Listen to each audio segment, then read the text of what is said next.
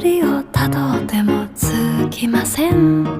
森の小さなレストラン、空っぽのポケットをまっさぐって忘れた人からたどり着く。予約は一つもありません。森の小さなレストラン、空席だらけのランチ時、小鳥がパタパタ笑ってる。チュルチュンチュンチュンチュンチュンチュルチュン、チュルチュンチュンチュンチュンチュンチュルチュン、チュルチュンチュンチュンチュンチュン